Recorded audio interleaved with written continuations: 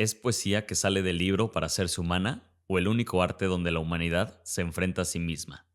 García Lorca y Arthur Miller se referían a lo mismo, al teatro, a la representación que ennoblece a la vida. Teatreca presenta El rumor de la discordia. Sigue toda la escena teatral de la Guadalajara metropolitana en Teatreca, el espacio informativo con la cartelera teatral y cultural de la ciudad. Encuéntralos en Instagram como @teatreca, donde siempre hay una butaca para ti.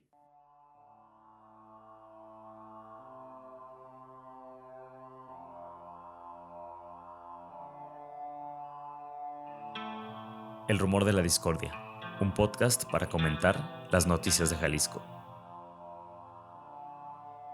Un rumor es una voz que corre entre el público o un ruido confuso de voces.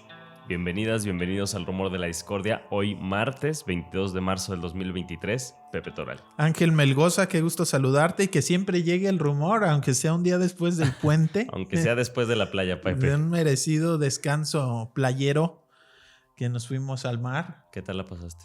Yo me fui a lo de Marcos, Nayarit, cerca del Nuevo Nayarit. Se me hace bien loco eso que le cambiaron. ¿Cuál es el Nuevo Nayarit? A Nuevo Vallarta. Ahora que porque Vallarta es de Jalisco y como un rollo ahí medio de orgullo del presidente que es de Tabasco, pero el AMLO anda promoviendo cambiarle el nombre a Nuevo Vallarta, ahora es ya Nuevo Nayarit. ¿Y qué? Pero sigue siendo Jalisco. No, pues es que Nuevo Vallarta es la parte de Bahía de Banderas, que es del estado de Nayarit, cruzando el puente. A Nuevo Vallarta le quieren poner Nuevo Nayarit. Ajá, y hay letreros de Nuevo Nayarit y de así. Bueno, y por allá por... Muy orgullosos ellos. Manzanillo. Y por el puerto de Manzanillo, en 2017, el segundo municipio más violento del país. ¿Sí? Siempre me acuerdo de ese trabajo que hicimos. Pero bien, bonito. Ya no está tan caliente como se dice, ¿no? Pues bueno, O a los niveles visible. de 2017 tal vez, ¿no? Pero sin duda, ¿no? El puerto pues significa allí algo importante para el crimen organizado. Sí, no, es impresionante ver los barcos y la cantidad de mercancía que entra y sale de ese puerto. Así es. Vamos, Pepe, con una noticia que estuvimos platicando la semana pasada. Más que una noticia, pues es un tema que ha estado presente en medios de comunicación desde hace un par de semanas. Esto porque tronaron muchas de las personas afectadas por el presunto fraude del negocio La Borra del Café, de esta red de cafeterías, que bueno, que como nombre de social, digamos, de la empresa formal, es Espacios que Inspiran, Espacios que Inspiran Equi.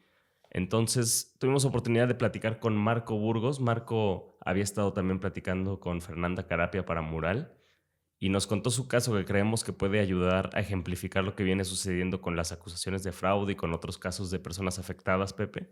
Eso, ¿no? Que es similar a otros fraudes recientes también acá en Jalisco, ¿no? Sí, pues hasta parece que en Guadalajara es tierra de fraudes y tierra de esquemas Ponzi, que es este esquema piramidal, ¿no? Sí, esto, pues la AFP, que fue la primera que tronó, sobre todo pues por el mensaje en donde anunciaba el responsable que se iba a quitar la vida, ¿no? Sí. Y eso pues lo hizo demasiado sensacional, digamos, o muy llamativo el caso. Sí. Pero no es el primero. Reciente han estado saliendo este tipo de casos y llama la atención porque ahora es un negocio creo que mucho más conocido, ya no nada más de inversión o en esos casos inmobiliaria, sino una cadena pues de restaurantes, de cafeterías. De cafeterías que además muchas de las cafeterías que todavía vemos y que siguen operando son de franquiciatarios, de personas que compraron su franquicia y que operan de manera, pues digamos ahora independiente y que se han visto también afectadas porque la marca y la empresa que también tiene sus sucursales propias, pues está en todo este, pues yo creo que ya parece asunto de quiebra. Habrá que escuchar lo que tengan que decir estas personas que son administradoras y fundadoras. Pero bueno. ¿Qué es lo que te cuenta? Que lo que cuenta Marco, vamos a repasar su caso. Él es un ingeniero primero en sistemas de Sinaloa. Antes fue periodista deportivo en El Informador y en Mural. Ah, mira. Y vive y trabaja en Estados Unidos, ya desde hace un rato. Él, para invertir en La Borra del Café, fue contactado por una persona llamada Juan Pablo Mejía González. Este señor, Juan Pablo, le ofreció una tasa de rendimiento anual del 18% de interés sobre su inversión. Esto es una tasa que estaba como por lo menos un poquito más de 3 veces arriba del mercado, porque los CETES en ese momento, que es esta tasa también de inversión la más segura, pero la que menos rendimiento quizás ofrece era del 5%. Y 18 es altísimo, ¿no? 18 lo ofrecían. Esto, recordemos, septiembre de 2021. Marco solicitó documentos para comprobar el estado de la compañía, entre esos estados financieros, acta constitutiva, copia del contrato y una presentación de PowerPoint que le habían mostrado. Revisa los documentos, porque solo conocía la borra del café también por visitas en Guadalajara, ¿no? Le gustaba este concepto. Él decía, se me hacía un buen concepto en el sentido que llegaba la gente y no solamente iba por el café, sino que era un espacio de trabajo, casi como un coworking, ¿no? Yeah. Que me acuerdo que mucho en sus primeros años eso destacaba bastante porque había mucha gente trabajando por largas horas y eran espacios pues muy amplios. Al menos recuerdo la sucursal que está sobre Avenida Chapultepec. Ok. En septiembre del 2021 entonces se decide a invertir 300,000 pesos en la serie O. Esta era la serie que le ofrecía un 18% de interés anual. Había amenazas que no supo ver en su momento. Una de esas era que los documentos financieros que le entregaron, pues prácticamente nada más es un PDF con marca de agua que dice confidencial, pero no están firmados por un contador público. Siempre los estados financieros de las empresas tienen que venir respaldados por algún contador público que sea, bueno, que tenga mínimo su cédula profesional, pero también puede ser que esté certificado. Estos documentos... Ahí que tú firmaras o algo y a él le dan pues un PDF que puede hacer cualquier persona con información falsa. Y ya él revisando el PDF también, pues vienen como extractos informativos, pero tal cual, ahora sí que con estos, yo estudié contabilidad, Sí. tal cual, pues no son estados financieros, o sea, no es una revisión, no es un estado financiero completo, ¿no? Donde viene toda la información financiera, además son 4 estados financieros básicos. Estos eran como extractos de un estado de resultados, pero muy, muy, muy esquemático, ¿no? Otro de los riesgos, digamos, que no supo ver, y esto también para que personas que hacen inversiones o que quieran hacer inversiones en el futuro estén... Él lo compartía con ese propósito, ¿no? Que la gente esté informada sobre este tipo de banderas o de este tipo de alarmas. Alertas. Sí, bueno, que los documentos eran confusos en general, estos documentos, e indicaban tener un margen de utilidad en sus sucursales del 18% en 2018, del 17% en 2021 y del 8.3% en agosto del 2020, me parece. Entonces a él le llamaba la atención cómo era posible que tuviera un retorno de interés del 18% cuando la empresa en general no estaba teniendo esos rendimientos, ¿no? Otro dato que él no hubiera podido enterarse en ese momento, pero que después se fue a dar cuenta, es que a los distintos inversionistas les ofrecían tasas de retorno que cambiaban aunque fueran de la misma serie. Es decir, había otros inversionistas de la misma serie O a los que se les ofrecían porcentajes que iban del 15 al 20%. Pues según el sapo, bueno. Según el sapo, ¿no? La pedrada parece Ajá. ser, sí. Marco empieza a recibir estos rendimientos del 18%, octubre, noviembre, diciembre, me parece que hasta enero. Y cuando dice, bueno, pues esto parece ser que está jalando bien, que funciona, decide invertir otros 700,000 pesos que tenía de sus ahorros aquí en México. En su contrato había una cláusula con la que podía pedir su dinero y dependiendo del plazo transcurrido de la inversión, cambiaba el plazo en que la empresa se obligaba a devolverle su dinero. Si era antes de un año, le decían, tú escribe una carta, pídeme tu dinero y en 4 meses, me parece, tenían que devolverle su dinero, ¿no? Se obligaba a la empresa a eso. Pero en julio del 2022 ya no recibió el rendimiento prometido. Meses antes venían retrasándose en las entregas de pago, primero 10 días, una quincena, un poco más, y para julio ya no llegó el pago. Marcos se contactaba siempre con personas como Juan Pablo Mejía, que fue la persona que lo invitó, o con Juan Comparán, que fue o es, ahí no estoy seguro, presidente del Consejo de Administración. Estas personas le daban largas y algo que pasaba mucho era que rotaban el personal. Entonces los inversionistas siempre tenían dificultades para comunicarse o exigir el pago de las obligaciones de la empresa, ¿no? Los trabajadores cambiaban y le decían, pues yo ya no trabajo ahí, busca a tal persona. Siempre había un teléfono descompuesto, digamos.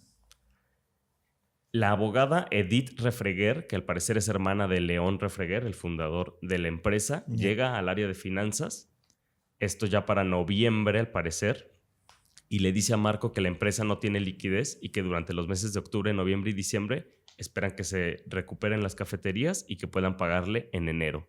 Marco primero les dice que sí, que esperará, pero después se da cuenta que lo que quieren hacer es ganar tiempo, ¿no? Ganar tiempo cuando en el contrato firmado hay una cláusula que le dice que la empresa se compromete a no dejar pasar más de 10 días sin dar aviso de una falta de liquidez. Esto claramente ya era una violación de su contrato porque han pasado meses, ¿no? Entonces el enojo crece y él exige que se le devuelva su dinero. ¿Cuándo? O sea, le habían dicho en enero te lo regresamos, ¿no? Ajá, le dijeron aguántanos a que pase octubre, noviembre, diciembre y en enero regresamos. Esto fue un poquito antes de noviembre, pero en noviembre Edith le vuelve a decir que si quiere, Marco puede demandar, pero que el dinero no se lo van a regresar. Ok, que ya no empieza como a subir la tensión, ¿no? Sí, exactamente. Ya, ahora sí es, pues hazle como quieras, no vas a tener dinero, demanda si quieres. Y ahí él es cuando se pone a buscar abogados y analizar qué medidas puede tomar, ¿no? O sea, ya es un rompimiento, digamos.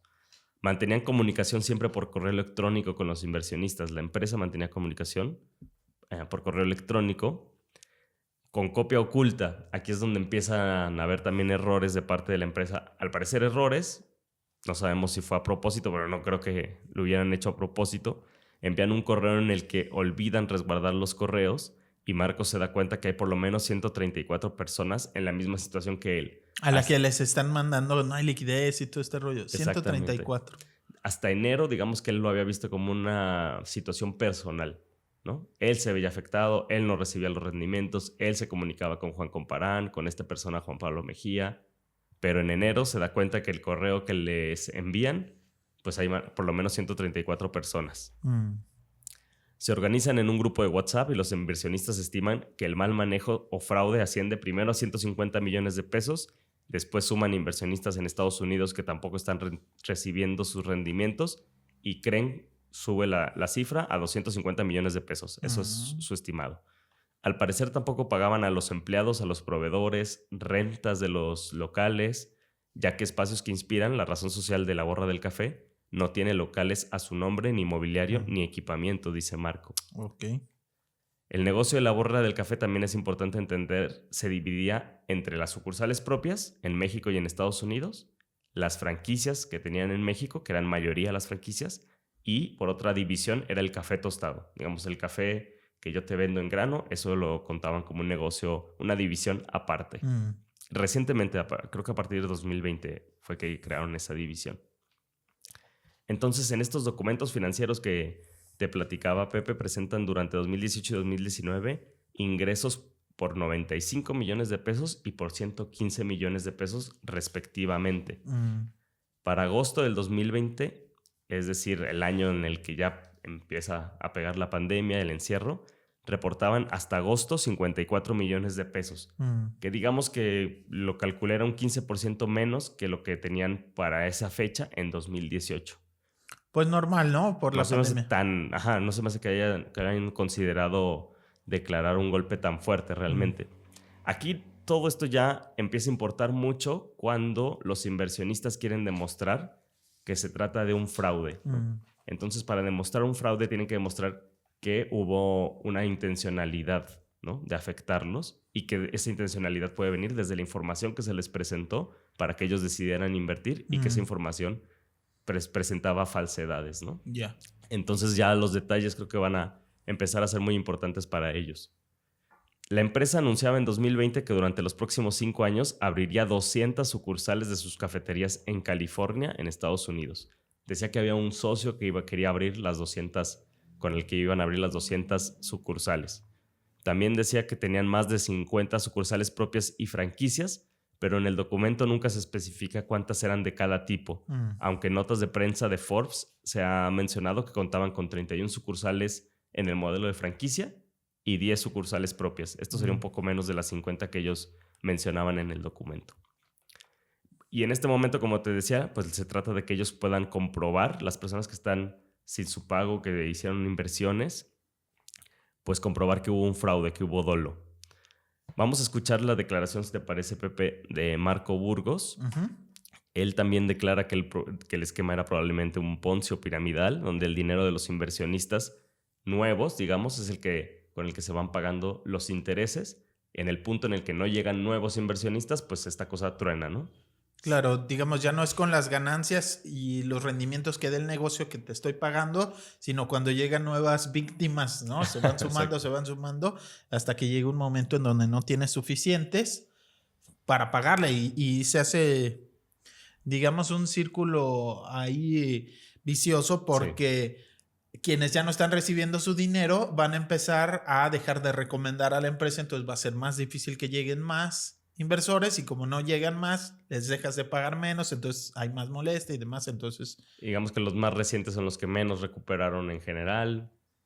Y es una cadena en la que muchas veces es como esta onda de invita o trae a más personas a invertir, ¿no? Tú que ya estás en el negocio, trae a 2 personas más y te voy a subir tu rendimiento. Y pues bueno, esas son también señales de alarma de que se trata más bien de un esquema de este tipo, ¿no? Así es. El glosario para las personas, para lo siguiente que vamos a escuchar, son las siguientes personas y definiciones. X, entiéndase, espacios que inspiran, que es la Ok. razón social de la borra del café. León Amado Refreguer Alonso es el fundador de la empresa. Juan José Comparán Arias es o fue presidente del Consejo de Administración. Mauricio Pérez Toscano es o fue tesorero del Consejo de Administración. Ricardo Caballero es el director general administrativo y probablemente algo relacionado con este esquema tiene que ver con este señor Ricardo, porque cuando él llega es cuando empiezan a presentarse esta problemática. Nazaret Comparán Arias es hermana de Juan José Comparán Arias y fue la gerente de expansión de todo este proceso, digamos, en el que buscaban abrir más sucursales y abrir en Estados Unidos. Y Rodrigo Palacios fue o es jefe de finanzas. Escuchemos pues a las declaraciones de Marco. Alrededor de mayo, la borra del café o espacios que inspiran mandan un correo diciendo, hey, nadie está autorizado para pedir, para recabar inversiones. Y en ese momento despidieron a todo el personal que estaba ligado ahí, que estaba movido ahí. Nadie está autorizado. Pues desde entonces los pagos dejaron de caer. Entonces, ahora lo que nos estamos dando cuenta es, la gente que entraba, ese dinero que metían era con lo que me pagaban a mí los intereses. Porque tú dices, ¿cómo es posible que sucursales vacías generaran el flujo para mantenerte como tal y para generar los rendimientos de 18%? Si no tenías para comprar los insumos, ¿cómo vas? Si no tenías para pagar la renta, si no tenías para pagar el agua de la sucursal, ¿cómo es posible que generaste 18% de utilidad cuando el año pasado estaba diciendo que tenías 17% de utilidad general como compañía? Entonces ahí es donde tú dices, no, esto no estaban pagando rendimientos con las utilidades, pagaban rendimientos con lo que entraba de los demás inversionistas. Entonces ahí es donde nosotros señalamos que hubo fraude. Y ahora mismo, te digo, si tú, y te imagínate, si tú acusas a una empresa de fraude, como lo hemos hecho nosotros, porque Mural lo puso, creo que el tercer cuatro día en primera plana, puso, acusan de fraude a Borra del Café o algo así. Tú como empresa, ¿qué haces? Pues obviamente vas y dices, oye, no es cierto esto, estas son las pruebas, vamos a proceder. Nadie ha desmentido a este comunicado. ¿Por qué? Porque no queda nadie. Las personas ya las corrieron, ya las movieron. Lo que tenemos nosotros de información es que todos los que se encargaban de este tipo de negocios, Juan, comparando lo que te decía, tiene otras 2 empresas que acaban de abrir en las mismas lugares donde nos llevaron a firmar contratos, con las mismas personas que tienen ahora otro esquema similar. Por eso le decimos, no caigan con estas personas. Si alguien se les acerca y está cercano a Juan Comparán Arias, Nazaret Comparán Arias, León Refreguer, Edith Refreguer, Ricardo Caballero, Mauricio Toscano, Alexei Sandoval, creo que otra persona, nada, aléjense de todo esto porque es muy probable que sea otro fraude que quieran hacer estas personas. Estos tipos los tenemos que agarrar porque con los argumentos que ya te di, a lo mejor no son suficientemente fuertes o qué, pero a nuestro parecer fue algo con dolo que hicieron. Fue un plan que estaban queriendo pagar deudas que ya tenían con capital que sabían que no iban a poder generar con su negocio y crearon este plan y que nos afecta a nuestro patrimonio. Yo, si te soy honesto, ese $1,000,000 que invertí ya lo di por perdido. Ya varias noches que me voy a acostar, sí me pegue, como fui tan pendejo. O sea, si yo varias veces dije, a mí no me va a pasar, a mi mamá siempre la regañaba porque no hagas clic en estos links, no hagas esto, no confíes en aquello. Y caí en este engaño, ¿no? O sea, entender cuáles son esas banderas, pero yo ya entendí, o sea, ese dinero no lo voy a recuperar porque ya hicimos investigaciones, ya pagamos investigaciones al registro público de la propiedad. X no tiene nada, Comparán no tiene nada, Refreger no tiene nada, Caballero no tiene nada. Mi abogado está buscando las formas en comprobar que ellos cambiaron los nombres de sus propiedades, de todo, se pueda revertir eso y haya con qué pagarnos, ¿no? Y eso es lo que, no sé si viste la declaración del gobernador que decía, esto es un pleito entre particulares. Sí, es un pleito entre particulares, lo llevamos al ojo público porque queremos que la gente, uno, alertarlos y dos, te digo, hacer conciencia de que es una inversión segura, que no es una inversión segura, pero el pleito era mercantil. O sea, ¿por qué? Porque tenemos un contrato mercantil, tenemos una sociedad. Entonces, un juez lo va a recibir, el juez va a decir, tiene razón este ciudadano, Espacios que Inspiran, págale. Espacios que Inspiran va a llegar y va a decir, oye, ¿te das cuenta? Tengo 800 personas formadas pidiendo que le pague. No tengo ni un peso. ¿Qué hago? Me voy a bancarrota.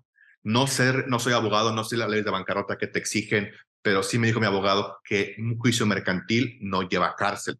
Lo que lleva cárcel es penal. Entonces, para hacer penal, nosotros por eso estamos demandando por fraude y tenemos que probar ese fraude, tenemos que probar que hubo ese dolo. Si esto le llega a comparar, si esto le llega a refregar, salgan y muestren que son inocentes. Digan, este es mi estado de resultados. Esto metieron ustedes y yo se lo metía a los insumos. Exacto. Yo le metí los insumos, pagué esto, pagué la bodega, pagué los empleados, pagué la nómina, pagué nómina porque debía de 3 años atrás. Entonces, obviamente, demuéstranos que estabas haciendo el esfuerzo para sacar adelante a la borra. Hasta ahorita, todas las indicaciones dan que no era así. Ya te comenté, no pagaban a proveedores, no pagaban a los de la franquicia, a los de los locales, no pagaban a los que les arreglaban el equipo de cómputo, las redes, no pagaban a sus empleados. Tenemos reportes de que no pagaban al SAT, que no pagaban al IMSS, no tenías insumos en tus tiendas, no te pagabas a nosotros. Yo de repente me pongo a pensar y digo, ¿cómo desapareces 200 millones de pesos en 6 meses? Por ejemplo, la esposa de Ricardo Caballero, ella tiene una franquicia. Cuando las cosas empezaron a ir mal, se la vendió a X. Entonces X le pagó a ella sí le pagaron. Entonces ella le dijeron, ok, las cosas están yendo mal, perfecto, te la compramos, tiene pérdidas y todo, no me importa, ten tus 5 millones de pesos, listo, vámonos. Ella tenía una, la hermana de Comparán tenía otra, o sea, y ahí creo que también eso aplica de que si tú tienes inversión privilegiada y lo utilizas para tu beneficio, eso también puede ser considerado como fraude. De hecho, justo lo que estamos esperando es que un juez nos acepte el caso, que gire un auto de formal prisión para cualquiera de estas personas. Y en ese caso, entonces ya vas con auto de formal prisión, vas a la embajada estadounidense y le dices, señores, Juan Comparán Arias puede estar aquí, León Refreger puede estar aquí, Edith Refreger puede estar aquí, los está requiriendo la justicia en México. Entonces, si los ven, ya nadie nos da la cara. Entonces, es una situación que ojalá aparezca el dinero, ojalá. Yo digo que yo sé que no va a aparecer, pero entonces que esta gente vaya a la cárcel.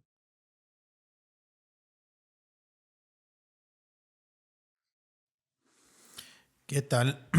Pues creo que ahí está pues clara la postura y más allá del caso concreto de la borra, pues sobre todo aprender, ¿no? Que siguen vigentes todos estos esquemas de fraude Sí. y atender esas alertas, ¿no? Rojas, o sea, ver altísimos rendimientos en lugar de que se nos hagan los ojitos de dinero. De dinero.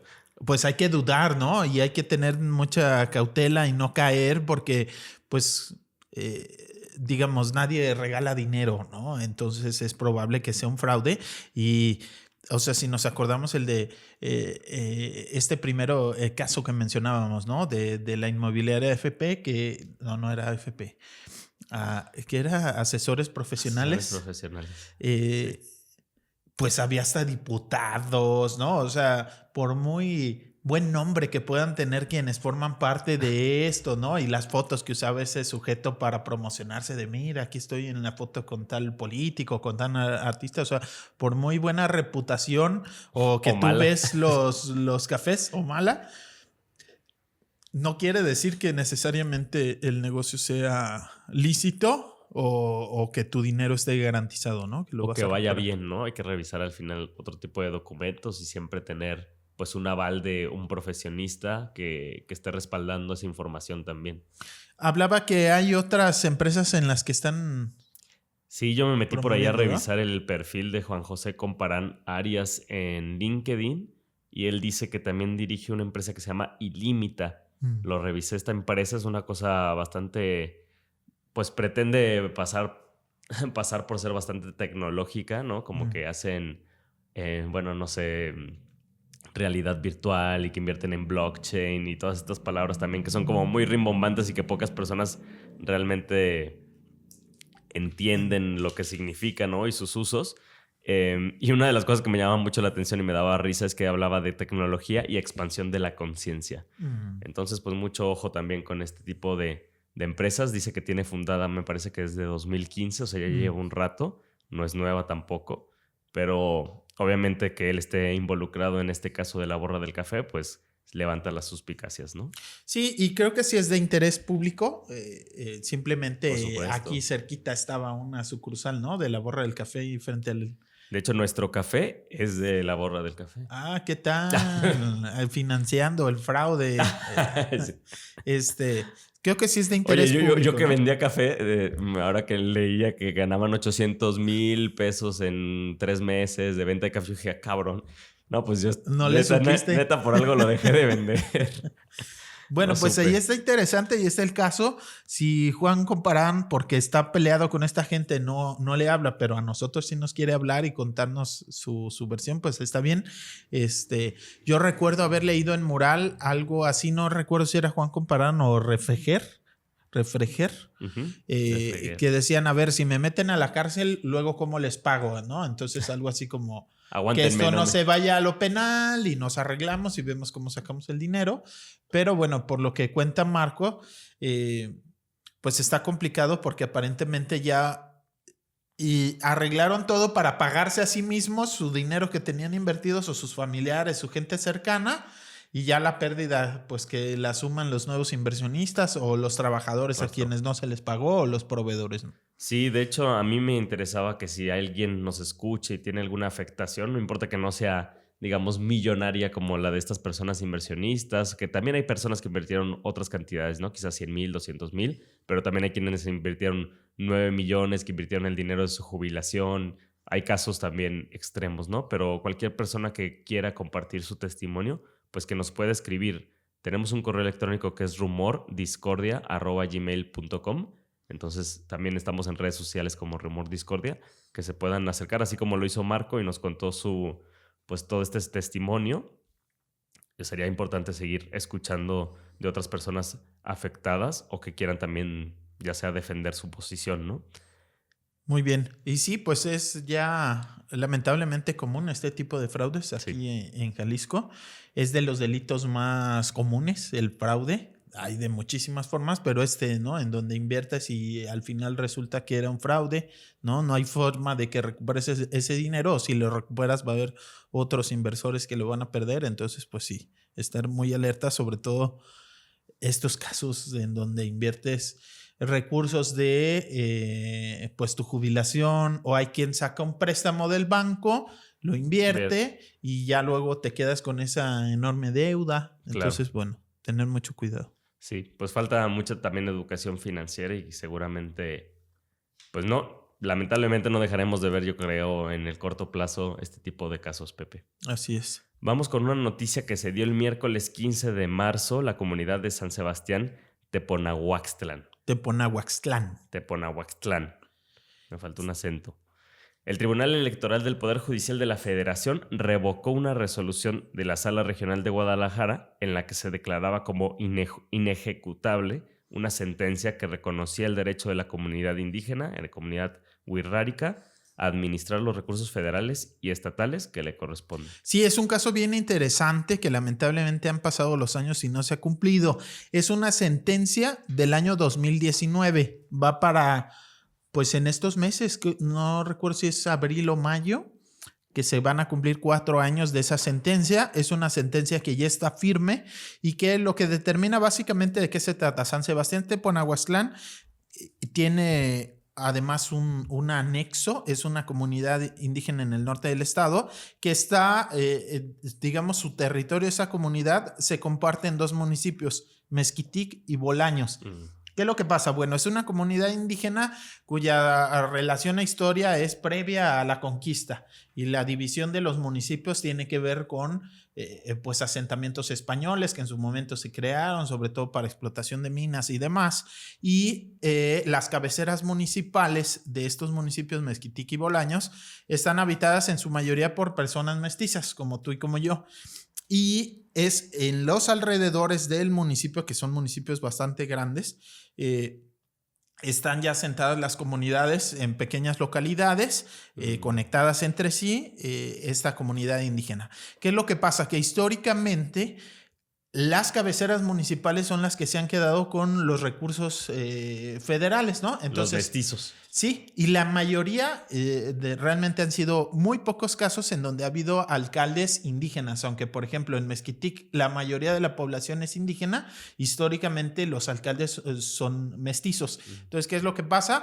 Llega el recurso federal, estatal al municipio y la inversión se queda en las calles de la cabecera y así, mientras en las comunidades indígenas las escuelas para la fregada no hay, los caminos de tierra, sin agua, ¿no? Digamos, sin obra pública. Claro. Lo que hicieron y ganaron definitivamente la resolución fue que lo que dice la sentencia de 2019 es que tiene derecho la comunidad a ejercer los recursos que le corresponden directamente. Entonces, ¿qué es lo que pasa? El municipio tiene que entregarle a la comunidad el dinero proporcional a su población. Entonces, por ejemplo, en Mezquitic, si no me equivoco, es alrededor del 60% de la población de ese municipio que forma parte de esta comunidad indígena.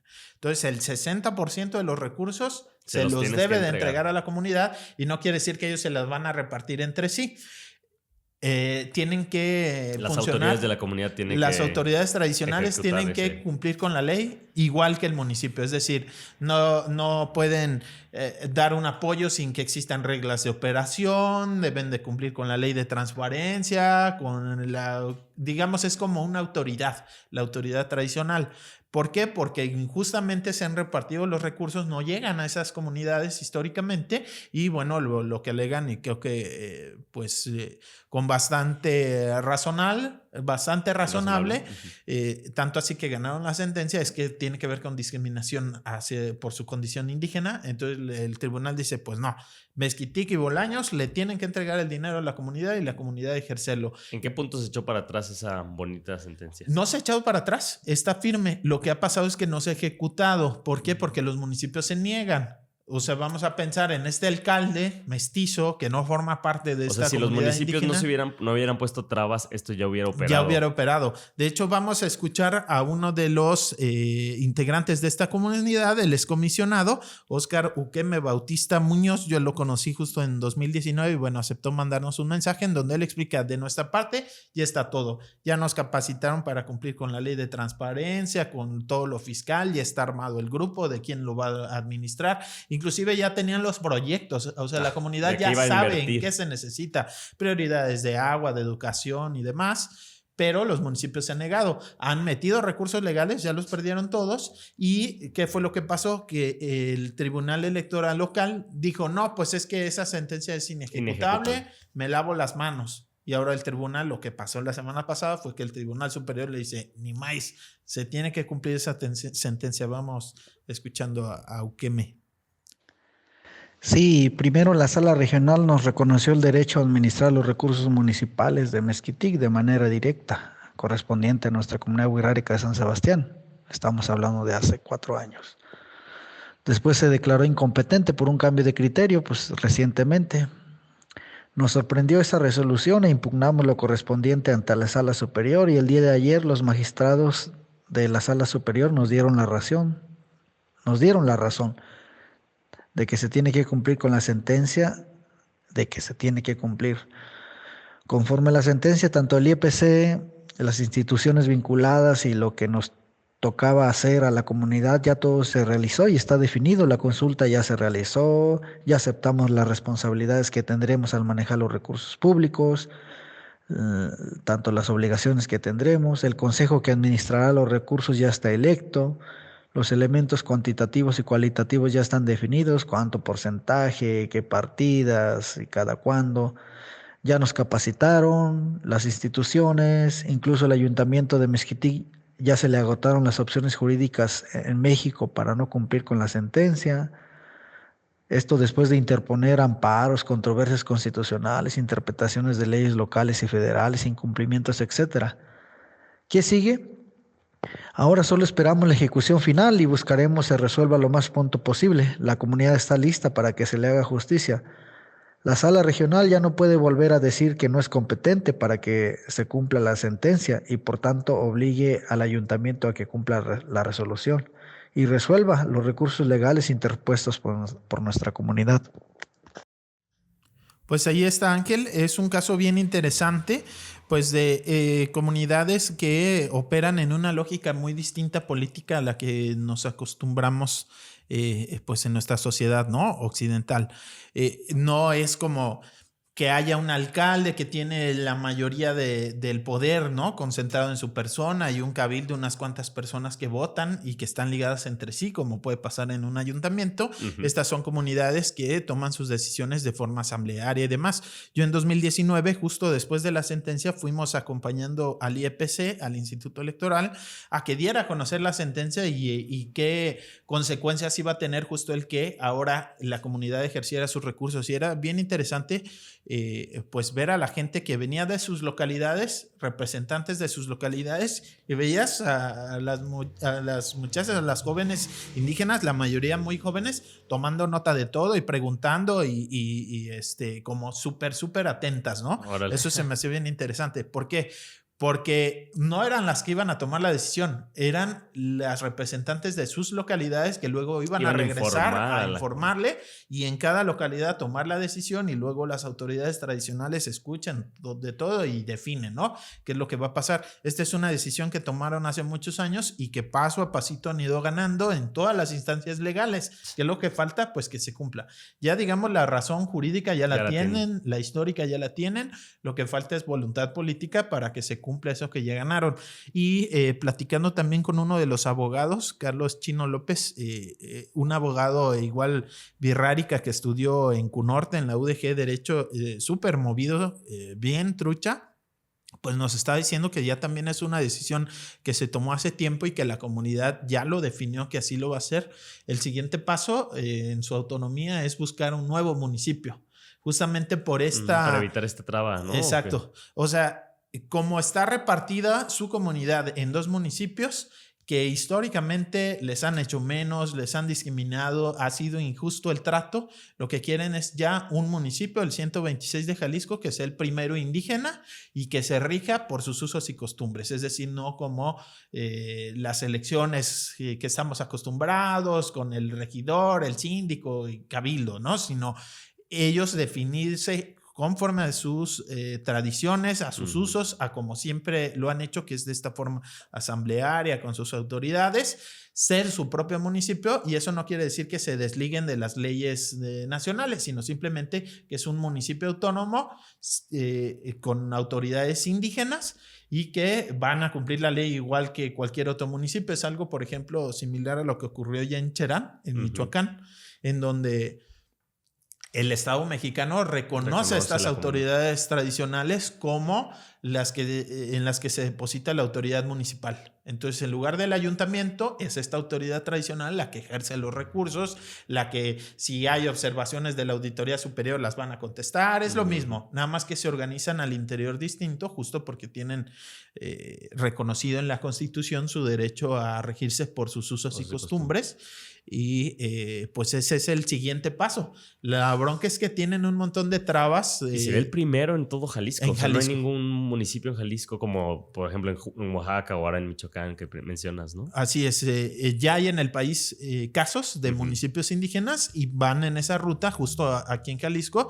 Lo primero es que se cumpla esto que ya ganaron y poder ejercer sus recursos, pero el siguiente paso, justo buscando su autonomía y una justicia histórica, sería ya el municipio 126, Eso es lo que están buscando, independizarse no de Jalisco, sino de los municipios de Mezquitic y Bolaños, Claro. y ser su propio municipio y regirse por sus propias costumbres y estar en relación directa, ¿no?, con las autoridades estatales y federales. Pues sería súper importante. ¿Tú sabes para cuándo podrían venir a darse ya la ejecución de esta sentencia, que reciban ellos sus recursos y los puedan administrar? Pues ojalá pueda ser este año, porque en 2019 cuando fuimos se estaba planeando y los estaban capacitando para que a partir de 2020 ya recibieran el recurso.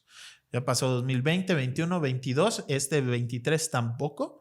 Entonces, pues bueno, va a ser interesante ahora que ya pues la autoridad electoral aquí en Guadalajara ya no se puede hacer pato y decir, no, a mí eso no me toca. No, ya ordenó el Tribunal Superior que sí le toca, pues ahora pues lo que sigue es presionar al municipio de Mezquitic. Ya tuvo oportunidad de echar abajo esa sentencia, no les dieron la razón jurídica y ahora lo que toca es ni modo, pues darles ese recurso. ¿El otro municipio es Bolaños? Es Bolaños. No sé bien cómo va la situación legal. A ver si la próxima semana tenemos una actualización para ver en Bolaños. En Bolaños no es mayoría de población indígena, pero aún así, digamos, es proporcional, ¿no? Suponiendo que fuera el 20%, bueno, eso es lo que le toca más o menos, ¿no?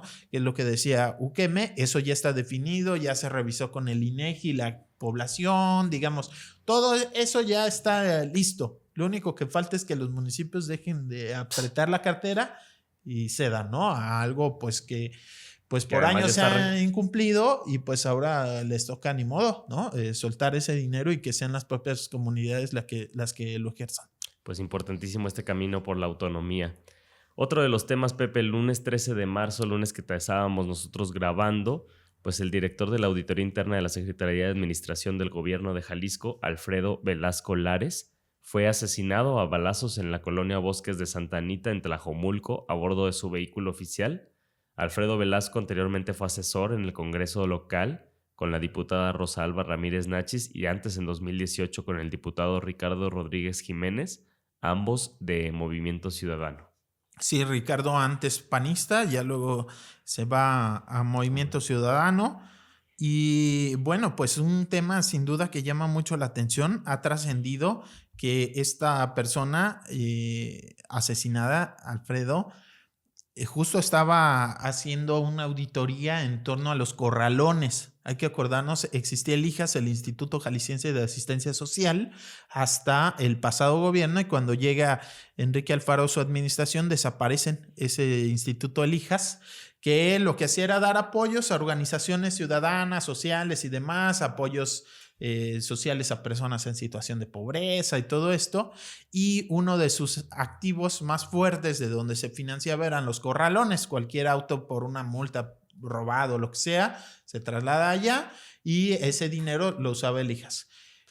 ¿Pero los administraba también? O sea, los administraba el IJAS. Cuando lo desaparecen, pasan los corralones a la Secretaría de Administración y todo el rollo de asistencia social a la Secretaría del Sistema de Asistencia Social. Se divide de alguna forma, ¿no?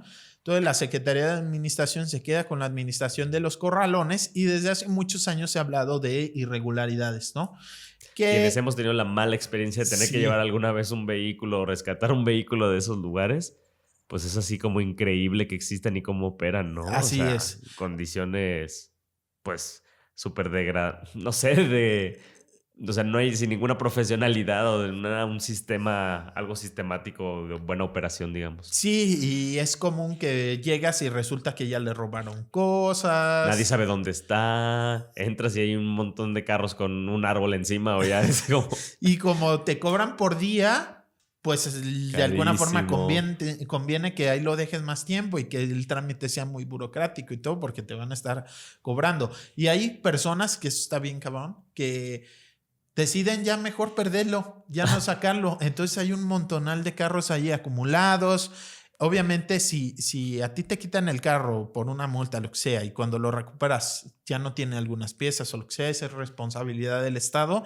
Entonces también hay quien ha demandado al Estado por responsabilidad. Y ha ganado. Y el Estado tendría que reponerle, ¿no? Entonces, bueno, es un tema bastante complejo y lo que ha trascendido es que justamente Alfredo Velasco Lares fue asesinado cuando estaba investigando el tema del corralón, de los corralones, y también llama la atención que justo acababan de cambiar al encargado.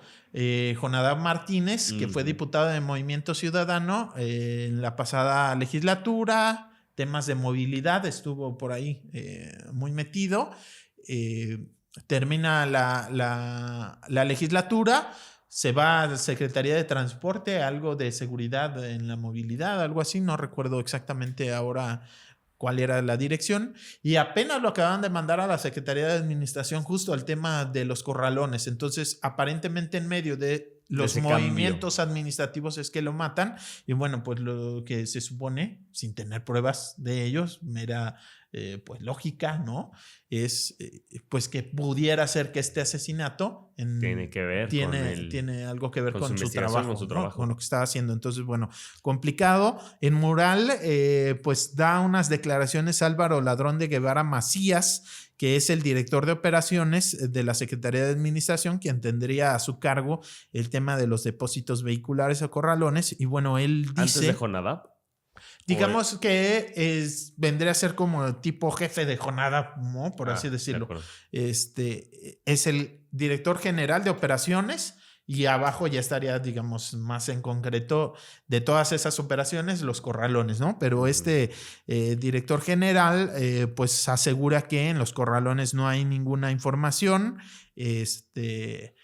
de irregularidades. Él defiende pues la administración de los corralones y dice: es lamentable que de forma irresponsable, sin ningún sustento ni información contrastada, se quiera manchar mi nombre en un caso tan grave como es el asesinato de mi compañero Alfredo Velasco Lares, ¿no? De alguna forma dice que pues no hay relación entre supuestas irregularidades en corralones y el asesinato de este compañero suyo, pero bueno, ahí está. Que no es que se quiera manchar su nombre, sino que se quiere encontrar pues cuál es la razón de que de este asesinato, y pues justamente se estaba trabajando en eso, y hemos tenido miles de personas, experiencias pues no gratas, y hemos visto también o escuchado un montón de cosas sobre el funcionamiento de estos espacios que rozan ya con temas de por lo menos redes de confianza o redes de pues corrupción, exactamente. Pues no es así como muy sorprendente que la gente vaya y voltee a este espacio, ¿no? Sí, bueno, no es el único caso. Ha habido policías recientemente asesinados, pero el hecho que se ha asesinado pues un funcionario de alto nivel del gobierno de Jalisco en un vehículo oficial, además, ¿no? Que lo hubieran matado mientras iba en un auto del gobierno del estado, pues sí. Es algo alarmante, no porque sea más grave que lo maten a él como a cualquier otra persona, sino justamente porque podría... No somos la fiscalía, ¿no? Pero podría estar relacionado ese asesinato justo con las funciones que desempeñaba en el gobierno de Jalisco. Justo Lauro Rodríguez compartía en NTR una nota en la que revisaba que en los 4 años de la administración de Enrique Alfaro, 271 servidores públicos han sido asesinados. 247 de estas personas eran hombres y 24 mujeres. Son datos del Instituto Jalisciense de Ciencias Forenses, donde no se precisan los cargos que tenían estas 271 víctimas. Que podrían ser servidores públicos municipales o estatales, pero a final de cuentas no, son personas que trabajaban para el gobierno y mientras estaban, ¿no?, desempeñando un papel en el gobierno son asesinadas, pues un número altísimo, ¿no? 271 personas. Pues ya le daremos seguimiento a ver finalmente qué pasa, qué dice la fiscalía sobre esta investigación. El gobernador en su momento hizo una publicación, ¿no? Se solidarizó con la familia de Alfredo y pues se comprometió a que se iba a esclarecer este asesinato, a ver finalmente si pronto se sabe cuál es el trasfondo. Por lo pronto esto es lo que se sabe. Pues Pepe, ¿qué más tenemos para esta semana? Esta semana, bueno, tema de la basura seguramente se va a mover nuevamente. Ahí en Tonalá hay que recordar que se está llevando la basura del municipio y de buena parte de Guadalajara, la que recogen los municipios, pero también lo que recogen esta empresa concesionaria tan polémica, Capsa, se está llevando a una estación de transferencia nueva en el cielo, allá en la zona de La Jauja, que nos tocó irla a reportear y ya decíamos aquí, pues, que tiene cauces de agua y la gente tiene miedo que siga operando esa planta en temporada de lluvias porque está en una zona alta. También, ¿no? Exacto, ¿no? Entonces se puede venir todo los Jalar los lixiviados y todo lixiviados. este rollo hacia la zona baja, en donde está La Jauja y otras colonias como Valentín Campa, que pues están reconocidas como zona de inundación frecuente. Entonces los vecinos ganaron tres suspensiones, metieron amparos y ganaron suspensiones provisionales para que deje de operar, pero sigue operando. Porque no hay a dónde llevar la basura de la ciudad. Es un tema que seguimos sin resolver. No nada más a dónde llevarlo, sino buscar otras soluciones, ¿no? Empezar por reducir la cantidad de basura que generamos. Entonces, bueno, ahí se va a estar moviendo sin duda la información. Y algo relacionado, hay que recordar que el Instituto Metropolitano de Planeación, el IMEPLAN, se había comprometido a que en el mes de marzo iban a presentar un diagnóstico sobre cómo está la situación metropolitana de la basura y que ese diagnóstico le va a servir a los alcaldes de los 9 municipios metropolitanos a definir ya cuántos rellenos sanitarios nuevos se necesitan, si es que se necesitan, cuántas estaciones de transferencia, digamos, poner orden a esta crisis que hay en el manejo de la basura que hemos arrastrado durante muchos años. Entonces, bueno, le quedan unos días, unas semanas al mes de marzo y pues probablemente en estos días el IMEPLAN saque esa información y bueno, se tomen nuevas decisiones al respecto. De mucho interés público lo que pueda decir el Instituto Metropolitano. Y hablando de estos temas, Pepe, también un espacio natural que se ha visto pues muy afectado, ¿no? También por desarrollos inmobiliarios, por el crecimiento de la ciudad sin control, es el Bosque del Nixtiquil. Así es. El programa del jueves de esta semana, pues estamos con 2 personas invitadas de el Comité Salvabosque del Bosque del Nixtiquil. Sí, Alex y Miriam, 2 integrantes de este comité que, pues bueno, tiene muchos años, 2005 nos decían que fue cuando se conforma este comité. Por las mujeres, ¿no? También me recordaba a Cherán con las mujeres también saliendo a defender el territorio. A poner el cuerpo, ¿no? A luchar para defender este bosque tan importante para la ciudad, un área natural protegida. Entonces, bueno, les invitamos por allá media semana que lo escuchen y se enteren de qué es lo que ocurre en torno a este bosque, cómo se ha ido devastando, los procesos que siguen para defenderlo y pues qué podemos hacer como ciudadanía justo para evitar que se pierdan estos espacios naturales. Y para apoyar a este comité. Así es. Pues Pepe, muchísimas gracias. A ti, gracias. Buen inicio de semana corta. Buen inicio de semana corta, gracias a las personas que nos escuchan. Gracias. El rumor de la discordia, un podcast para comentar las noticias de Jalisco.